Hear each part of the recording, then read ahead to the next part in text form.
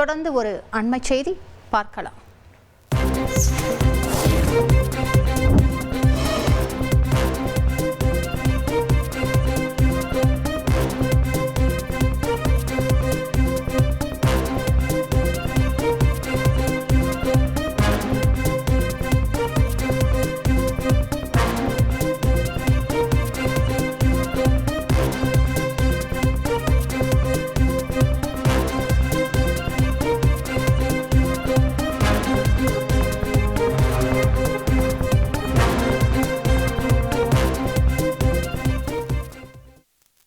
மே முதல் வாரத்தில் பொறியியல் சேர்க்கை ஆன்லைன் பதிவானது தொடங்குகிறது என தகவல் வெளியாக இருக்கிறது. கூடுதல் விவரங்களை செய்தியாளர் சங்கரன் வழங்க கேட்கலாம். சங்கரன் வணக்கம். விரிவான விவரங்கள் என்ன சங்கரன்?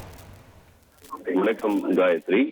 தமிழகத்தில் நடந்து முடிந்த 12ஆம் வகுப்பு மாணவர்களின் விடைத்தாள்கள் மதிப்பீடு செய்யக்கூடிய பணிகள் விறுவிறுப்பாக நடைபெற்று வருகிறது. இந்த பணிகள் நாளை மறுநாள் புதன்கிழமையோடு முடிவடைகிறது. இதைத் தொடர்ந்து இறுதிக்கட்ட தேர்வு முடிவுகள் தயாரிக்கக்கூடிய பணிகள் நடைபெறும்.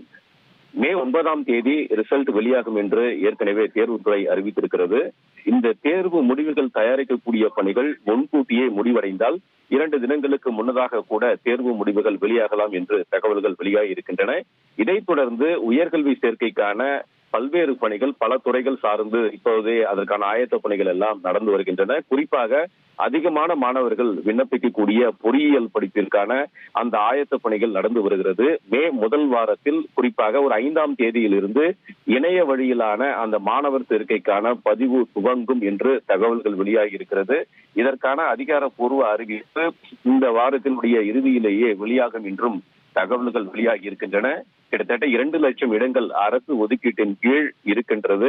இவற்றை நிரப்புவதற்கு கலந்தாய்வு மூலமாக ஒவ்வொரு ஆண்டும் நடவடிக்கை எடுக்கப்படுகிறது.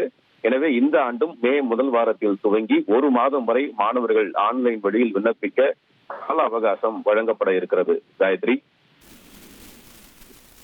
விரிவான விவரங்களுக்கு நன்றி சங்கரன்.